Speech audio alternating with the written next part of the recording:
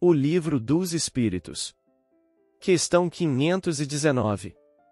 519. As aglomerações de indivíduos, como as sociedades, as cidades, as nações, têm espíritos protetores especiais.